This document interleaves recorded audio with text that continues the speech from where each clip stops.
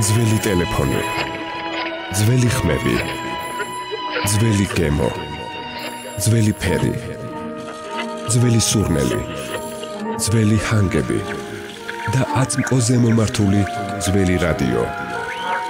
რადიო იმედის ეთერშია ძველი რადიო ნინო მეუნარგიასა და მიხეილ მიმინოშვილთან ერთად. ძველი რადიო. და ნინო ძველი რადიო დაგიბრუნდით ძალიან საინტერესო თემით, საინტერესო სტუმართან ერთად ნარჩენების მართვის მნიშვნელობა გლობალური გამოწვევების დაძლევის პროცესში. ჩვენი სტუმარია ვანო მთვრალაშვილი, ნარჩენების მართვის ბიზნეს ასოციაციის აღმასრულებელი დირექტორი. მადლობა ბატონო ვანო სტუმრობისთვის და ძალიან საინტერესოა თქვენი ხშირი სტუმრობა. წეგანას აღვნიშნეთ სანამ დავანოსებდით თქვენს მოგზაურობას, ვთქვით რომ ყოველ ჯერზე რაღაც ახალი სიახლეები გვაქვს და ამჯერად აი ცნობიერების ამაღლება არის თქვენი ერთ-ერთი ეს ცნობიერების ამაღლების კამპანია, ერთ-ერთი თქვენი ძირითადი მიმართულება და აი მოდით აი ამით დავიწყოთ, რა ხდება, რა სიახლეებია ამ ხრივ. მოგესალმებით, მიესალმებით თქვენს მაყურებელს, დიდი მადლობა მოწვევისათვის. ცნობიერების ამაღლება არის ერთ-ერთი მნიშვნელოვანი, ესე თქვა, შეიძლება ითქვას, ფაქტორი ზოგადად გარემოზაცვის საკითხების სწორი მართვის პირობებში, იმიტომ რომ თუ შენ ამ პროცესში არ ყავს მხარდამჭერი პარტნიორი საზოგადოების სახით, რა თქმა უნდა, ამ პროცესების სწორი, ადეკვატური მართვა ეს წარმოუდგენელია და რა თქმა უნდა, ეს არის სოფლიო მიღებული პრაქტიკა და რა თქმა უნდა, ჩვენი ქვეყანაც შეიძლება ითქვას, რომ ფეხ აი ამას ყველაფერს მიყვება. თავისთავად ჩვენთვის არის მნიშვნელოვანი, რომ საზოგადოებრივი ცნობიერების ამაღლების კამპანია იყოს, რაც შეიძლება ყოვლის მომცველი, თუ იმასაც გავითვალისწინებთ, რომ ბოლო პერიოდში, ბოლო წლების განმავლობაში თვითონ საზოგადოების ინტერესი მწვანე თემების მიმართ მუდმივად მზარდი არის. საქმე არ მინდა ესე გამოყვეს ასაკობრივი ჯგუფებით. შეიძლება თუმცა რა თქმა უნდა, აქაც უფრო ახალგაზრდაობა უფრო ჭარბობს, მათი ინტერესი უფრო დიდი არის. ეს არის რა თქმა უნდა მნიშვნელოვანი პროცესი და სხვადასხვა ჩვენს გარდა ძალიან ბევრი ჩვენს ქვეყანაში ეს იქნება კომპანია, მათ შორის სახელმწიფო სტრუქტურები, გარემოზაცვის სამინისტრო არის ამ პროცესში აქტიურად ჩართული. უშუალოდ ჩვენი ესე ვთქვათ პროექტები, რომელიც ამ მიმართულებით მიმდინარეობს, ხომ? ეს პირველ რიგში არის ჩვენი ჩვენს მიერ დაფუძნებული ეკო აკადემიის ფარგლებში მოქცეული და მათ შორის ჩვენ მინდა გითხრათ, რომ ფაქტიურად აი როდესაც მე ვიძახი ინტერესს საზოგადოებრივი ჯგუფების, ხო? და მათ შორის საშუალო სკოლების ჩვენ ძალიან ხშირი ესეთი ხშირი და აქტიური შეხვედრები გვაქვს საშუალო სკოლის მოსწავლეებთან, მათ შორის პედაგოგებთან, რა თქმა უნდა და მიზანი გახლავთ ის, რომ ძირითადში ხორცად ჩვენ საუბრობთ გარემოზაცვის საკითხებზე, აქ მომავალში და მიმდინარე ეტაპზეც, ხო, მთავარი ფაქტორი აქტივისტები, საზოგადოება, რომელიც ესე თქვა, იქნება წამყვანი ამ პროცესში, ეს იქნება ახალგაზრდები და რა თქმა უნდა, ჩვენი ინტერესი არის მათთან ურთიერთობა, იმიტომ რომ მათი მხრიდანაც ჩვენ დიდი ინტერესს ვგზნობთ და მაგალითისთვის აი ჩვენ გქონდა სადღაც 5 დღის უკან შეხვედრა გორის მუნიციპალიტეტში, მათ შორის კონფლიქტური ზონის მიმდებარე სოფლებიდან იყვნენ ჩამოსული ბავშვები, იყო სადღაც 12-მდე სკოლის წარმოდგენილი და ჩვენ და გასაოცრად მათი ინტერესი სწორედ ამ პროცესების მიმართ, ნაჩვენების სწორი მართვის მიმართ იყო უკიდურესად ძალიან დიდი, მათ შორის პედაგოგები ძალიან აქტიურად ჩართული და აი ანალოგიურად მინდა გითხრათ, რომ ჩვენ არ ვართ კონცენტრირებული მხოლოდ თბილისთან, დედაქალაქთან, იმიტომ რომ ძალიან მნიშვნელოვანია თბილისი უფრო მინდა გითხრათ, რა თქმა უნდა, ავანგარდში ამ პროცესების თბილისი დგას, თბილისის საშუალო სკოლები მათ შორის ზოგადად, თუმცა რა თქმა უნდა, ჩვენთვის პრიორიტეტულია, რომ რეგიონებში მათ შორის და ისეთ რაიონში, თუნდაც როგორც არის კონფლიქტის მიმდებარე, თქვა გორის მუნიციპალიტეტი, მათ შორის აჭარაში ჩვენ უახლოეს პერიოდში გვექნება ძალიან მნიშვნელოვანი ღონისძიებები დაგეგმილი, მათ შორის ის, რომ თუნდაც ერთია, როდესაც შენ გარკვეულ პრაქტიკულ გამოცდილებას, წოდნას უზიარებ, თქვა ახალგაზრდებს, ბავშვებს და მინდა გითხრათ, რომ ამ ხრივ ჩვენ გვყავს მოწვეული ჩვენი თანამშრომლებიც, მათ შორის მოწვეული მენტორები, საკმაოდ მაღალი კატეგორიის აკადემიური ხარისხის მატარებელი კვალიფიციური სპეციალისტები, მათ შორის პრაქტიკული გამოცდილების ხალხი, რომლებიც აბსოლუტურად მინდა გითხრათ, რომ ერთი გარდა იმისა, რომ გამოცდილებას უზიარებენ, მეორე ისინი ცდილობენ, რომ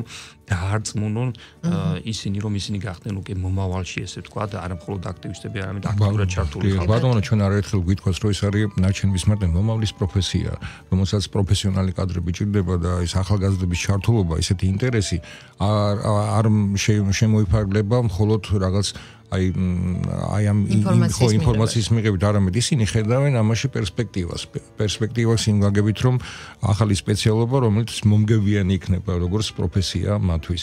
და ეს ძალიან მნიშვნელოვანია, თქვენ არაერთხელ გითხოვთ აღნიშნეთ ეს და აი თქვენი აკადემიაც ამას ემსახურება. დიახ და აბსოლუტურად ვეთანხმები მიშას და რა თქმა უნდა, თქვენი საუბრეთ ამაზე, რომ მომავლის პროფესია მნიშვნელოვანია პროფესიული კადრების გაზრდა.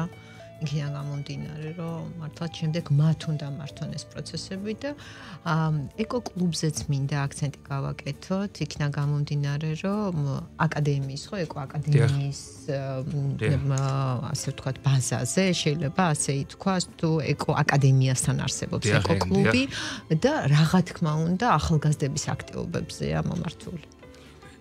რა თქმა უნდა, იცით რა არის ჩვენ ესე უყურებთ ამ პროცესის განვითარებას, პირველ ის რომ რა თქმა უნდა ჩვენ მივცეთ გარკვეული სახის თეორიული ცოდნა, მათ შორის პრაქტიკული გამოცდილება გაუზიაროთ მათ, იმიტომ რომ შესაძლოა ჩვენ ვართ ნარჩენების მართვის ბიზნეს ასოციაცია, სპეციალიზირდება სპეციფიკური ნარჩენების ამოღება, გადამუშავების პროცესზე. ეს არის ესე ვთქვათ ახალი ინსტიტუცია ჩვენს ქვეყანაში, რომელიც არის დასავლეთ ევროპული გამოცდილების დასავლეთევროპულ მოდელზე აღებული, მათ შორის მოყვანილი დასავლეთევროპული ქვეყნები მსგავს ინსტიტუციებს უკვე 10 წელია ანვითარებენ ევროკავშირის მასშტაბით და შესაბამისად ჩვენ აი ამ სპეციფიკური ნარჩენების მართვის პროცესში უკვე აი ამ ბოლო რამდენიმე წლის განმავლობაში საკმაოდ მნიშვნელოვანი გამოცდილება გვიგროვდება და თავისთავად რა თქმა უნდა აი ამის შემადგენელი არის აი ამ აკადემიის და ჩვენი საქმიანობის შემადგენელი, ჩვენ თეორიulis მიღმა კონკრეტულ პრაქტიკულ გამოცდილებას უზიარებდა. რადგან მიშამ აბსოლუტურად სწორად თქვა, არის ის რომ ჩვენ ფაქტიურად მოვიზიდოთ პოტენციურად გახდნენ ჩვენი არამხოლოდ მხარდაჭერები, არამედ მომავალში როგორც თანამშრომლები, როგორც პროფესიონალური სპეციალისტები, ხო? რა თქმა უნდა, ესე ჩვენთვის მნიშვნელოვანია და ჩვენ აი ამ მარცვალსაც აი ამ შეხვედრების დროს ვუდებთ. თუმცა აქვე მინდა გითხრათ, რომ ჩვენ აი მიმდინარე ეტაპზე გეგმავთ რამდენიმე მნიშვნელოვან აქტიურ ღონისძიებას, როდესაც ჩვენი აკადემიის პარტნიორებში გარდა იმისა, რომ ჩვენ თეორიულ ცოდნას პრაქტიკულ გამოცდილებასთან გვაქვს საუბარი, ჩვენ ვაპირებთ დავგეგმოთ რამდენიმე კონკურსი, ესე ვთქვათ. ეს ძირითადად რეგიონებში უნდა გავაკეთოთ, იმიტომ რომ რეგიონებში მინდა გითხრათ, რომ მათი ჩართულობა, იმიტომ რომ აი მაგალითად თქვენ რო წარმოიდგინოთ, ხო, აბსოლუტურად თავისი ინიციატივით, ისე რომ მათ ამას არავინ არ ავალდებულებს, რეგიონებში ისინი აგროვებენ მინისტარას, მაკულატურას აგროვებენ, პლასტიკს აგროვებენ, მათ შორის ნარჩენსაბურავს აგროვებენ. აი წარმოიდგინეთ, აი რა დონის, ესე ვთქვათ, სიყვარული აქვს თავისი სკოლის მიმართ, თავისი კუთხის მიმართ, მათ შორის ქვეყნის მიმართ, რომ ისინი ამ პროცესებში არიან ჩართული და ჩვენ გვინდა რომ აი ამ პროცესების ახალისების მიზნით გარკვეული სახის კონკურსები დავგეგმოთ, სადაც ჩვენ ვიქნებით უკვე როგორც ორგანიზატორი, რომელიც გარკვეული სახის პრიზებს, მათ შორის ფულადი პრიზი იქნება თუ სხვა სახის საჩუქრები გადავცეთ მათ, რათა უფრო მეტი სტიმული შევიტანოთ მათში.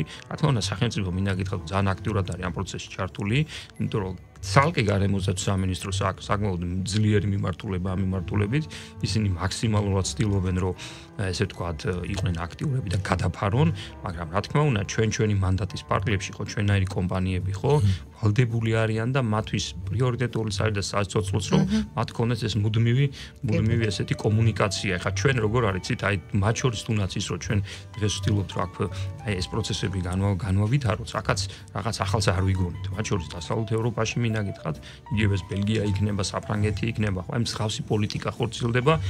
დღევანდელი დღის მდგომარეობით მივიხედავთ იმისა, რომ ძალიან შორს არიან წასული მათ ჩართულობა და ეს ესე ვთქვათ კონტაქტი და უკავშირი ახალგაზრდობასთან არის მუდმივი. კი ბატონო, და რაც შეეხება ბიზნესის ჩართულობას ნარჩენების შეგროვების პროცესში, ხო? ესეც საინტერესო, ანუ რამდენად განვითარებადია ზოგადად, რამდენად აქტუალურია ბიზნესისთვის და არის თუ არა პრიორიტეტი. სახელმწიფოსთვის ფაქტია, რომ ეკოლოგიაზე ზრუნვა, ნარჩენების მართვის პროცესი, ანუ ეს მიმართულება პრიორიტეტია ერთ-ერთი. რა ხდება ბიზნესში? მადლობა კითხვისთვის, იმიტომ რომ ზოგადად ხო ეს ჩვენ ქვეყანაში ესეც ობიექტური მოცემულობა, ბიზნესი ყოველთვის იყო ასოცირებული, რატომაც აი დამაბინძურებელთან ზოგადად ეს ანუ ბიზნესი არის საქმის წარმოებელი, ეკონომიკის განმავითარებელი და თავისთავად ამ პროცესს მოყვება. მაგრამ მინდა გითხრათ, რომ აი სწორედ წარმოებლის გაფართოებული ვალდებულების ინსტიტუციის შემოღება ქვეყანაში და ამკვიდრა ის კულტურა, როდესაც ბიზნესი, ანუ ერთი მხრივ თქვა ეკონომიკის მამოძრავებელი და მეორე მხრივ და ასევე ნარჩენების წარმოქმნელი ის ხდება თვითონ აი ამ პროცესის აქტორი და ესე თქვა ნარჩენების შემგროვებელი. აი ჩვენი კომპანია ზუსტად აი ამ სტატუსის მატარებელი კომპანია. მინდა გითხრათ, რომ ძალიან აქტიურად არიან ძალიან მსხვილი ჯგუფები ამ პროცესში ჩართული. მე არ მინდა ჩამოთვალო კონკრეტული ჯგუფები, მაგრამ მათ შორის ჩვენი კომპანიის მაგალითზე, როცა ძალიან ბევრი თქვა მსხვილი ჯგუფი არის დამფუძნებელი და თქვა პარტნიორი ჩვენი, ისინი ღებულობენ მონაწილეობას. დღე ჩვენ ხვდებით და გრძნობთ, რომ ეს მენტალურ კულტურა ამ მიმართულებით სამწუხაროდ რადიკალურად იცვლება. ანუ მართლა საინტერესო აქ мотиваცია ამ სახელმწიფო ჩართულობაც არის ერთი როდესაც ჩვენ გავალდებულებს სახელმწიფო თუნდაც თქვენი მონიტორინგით ეს ყველაფერი შეასრულონ ისე როგორც საჭირო, მაგრამ მეორე მხრივ ნუ დაგვიწყდება რომ კიდევ ერთხელ ნარჩენები ესეც ბიზნესია უკვე და ანუ აქ ერთგვარი мотиваციაც უნდა გაის გარდა იმისა, რომ შენ აი სახელმწიფო ჩართულობა მაინტერესებს, მაგაზეც ვისაუბროთ, რომ ანუ რაღაცნაირად თუ ხთის მათ ურთიერთობაში თუ არის ისეთი რამე მე თუ ჩავერთი ამ პროცესში, დაუშვათ საგადასახადო შეგავათი მექნება, ან ასეთი მსგავსი რამ თუ ხდება. ეხლა რაც შეეხება თქვენ ძალიან სწორედ ასვიდას, იმიტომ რომ დღეს სწორი აქცენტებით არის ეს ყველაფერი. ერთი მხრივ აი თქვენ სწორედ აღნიშნავთ, ეს არის ბიზნესი. აი მე მარტივ მაგალითს მოვყვათ. აი მაგდა ჩვენი კომპანიის ჯგუფი აგროვებს ნარჩენს ზეთს, ეს არის ნარჩენი საავტომობილო ინდუსტრიული ზეთი. ეს ნარჩენად ესე მიხსენია, თუმცა ეს არის ნედლეული პოტენციური, იმიტომ რომ მისგან მისი გადამუშავებით ევროკავშირის და მსოფლიო მასშტაბით ღებულობს სხვადასხვა კატეგორიის ზეთს. რა თქმა უნდა, მას თავისი ფასი გააჩნია. ანუ რეალურად ნარჩენი არის ნედლეული პოტენციური, რომლის განამუშავებით შენ საწარმოო სიმძლავრეს ავითარებ. თავისთავად ის ჯგუფები თქვენ სწორედ აღნიშნავთ, რომელიც ჩვენთან არიან ინტეგრირებული და აი ამას მასშტაბური მოცულობით გვაძლევენ, ხო რა თქმა უნდა, ისინი შემოსავლებს ღებულობენ. და თავისთავად დღეს, როდესაც ეს პროცესი ვითარდება, თქვა წლების წინ თუ ეს ყველაფერი აი ეს რაზეც ეხება ვსაუბრობ კონკრეტულად ამ ნარჩენზე ეს იწვებოდა კუსტარულად სახლის პირობებში, სათბურებში იწვებოდა და ეს სწორედ ჯანმრთელობისთვის და გარემოსთვის უდიდესი დამაზიანებელი არის. ახლა ამაზე მე აღარ მინდა შევჩერდე. დღეს ახლა ჩვენი თითოეული ამოღებული ესეთი თითოეული ლიტრი ხო ხდება სათქდება ლეგალურ საწარმოში, მათ შორის დღეს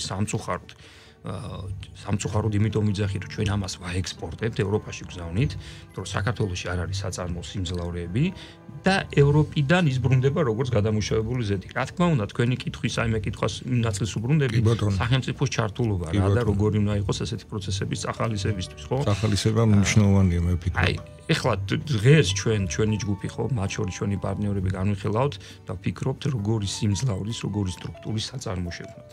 და ამ პროცესში, როდესაც ჩვენ უყურებთ და ანუ ეს ერთი მხრივ არის ბიზნესი, რა თქმა უნდა, მაგრამ ბიზნესზე წინ ეს არის გარემოძაცვა კითხები, ხო? აქ რა თქმა უნდა, სახელმწიფოს ჩართულობის, მისი ხარდაჭერის გარეშე ხო ეს პროცესი ვერ გამოვა. ეხლა დღეს რა მდგომარეობაში ვართ ჩვენ?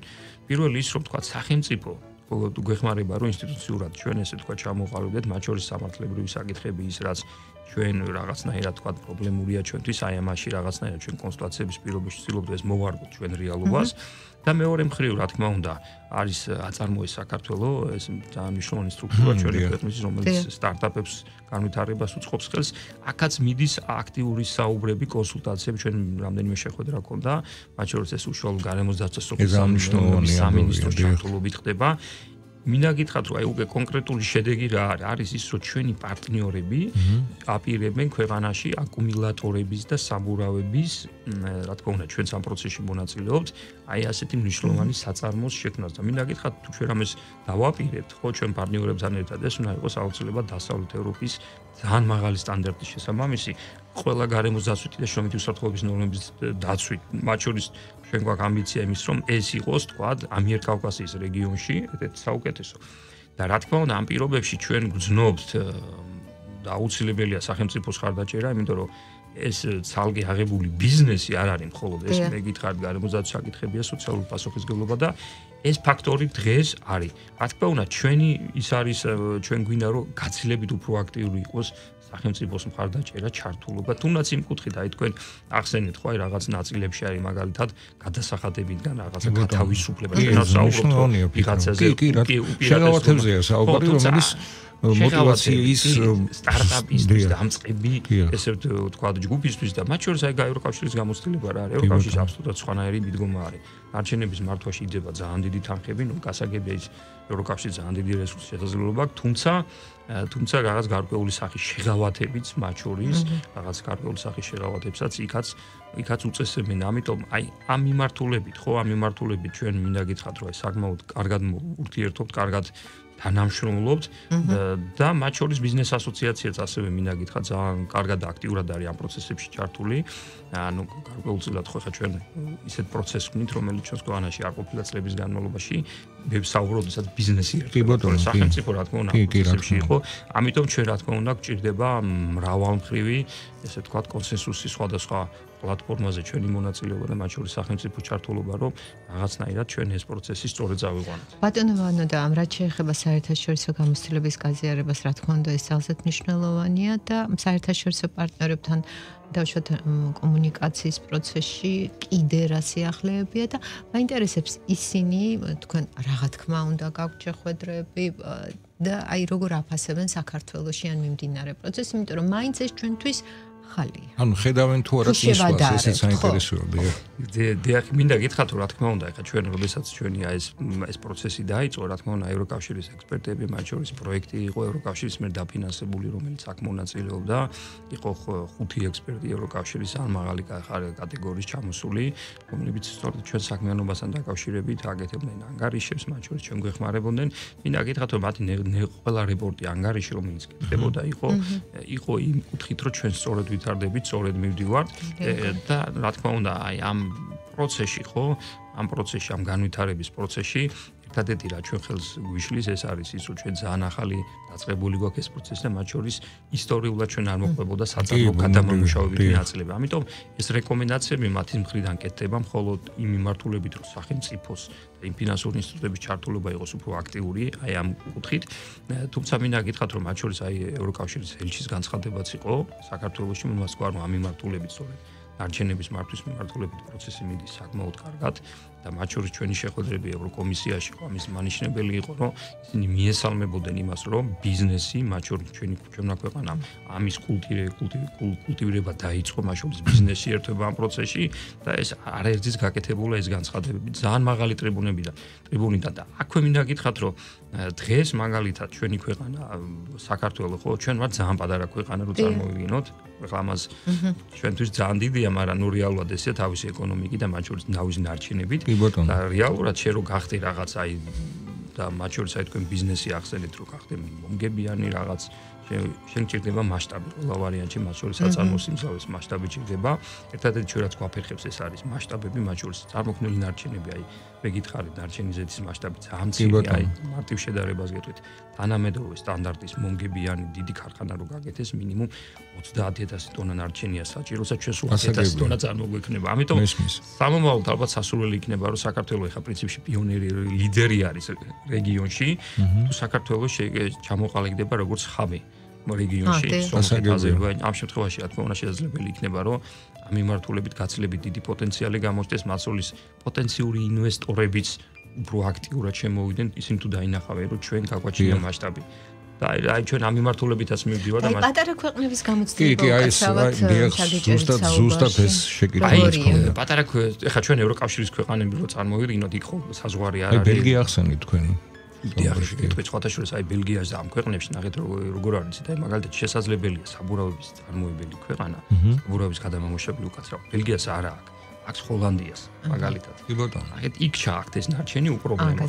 ბაჩორის სიტყვაზე ზეთის წარმოებელი შეიძლება ჰოლანდიას არ კონდეს, სიტყვაზე გერმანიას აქვს პირობითად ჩადის და ანუ მასშტაბს ეგენი თლიანობაში ეხლა ევროკავშირის და ჩვენ ამ შემთხვევაში ხაბს ძალიან დიდი მნიშვნელობა. რა თქმა უნდა, სწორედ ამის თქვა მინდოდა, რომ თუ ჩვენ აი ამერიკა-კავკასიის ხაბის ესე თქვა პოზიციებს დავიჭერთ, ამის ძალიან დიდი პოტენციალი პერსპექტივა, რა თქმა უნდა, ჩვენი მასშტაბების და ჩვენი განვითარების პერსპექტივებიც გაცილებით. ანუ ამის პერსპექტივა არის ხაბის. რა თქმა უნდა არის. აი მათ შორის თუნდაც ის რომ თანამედროვე, ულტრათანამედროვე აკუმულატორების ქარხანა შეიძლება საქართველოს გადამამუშავებელი ქარხანა შეიძლება საქართველოში აშენდეს, ეს გაკეთდება. ამაზე უკვე სერიოზული საუბარი მიდის. რა თქმა უნდა, სერიოზული საუბარი მიდის. და ძალიან კარგია რომ თქვენ ახართ ამაში ჩართული, რომ უკვე სამომავლო პერსპექტივით უკვე გაცნობია რომ თუ რას ნიშნავს ნარჩენების მართვა.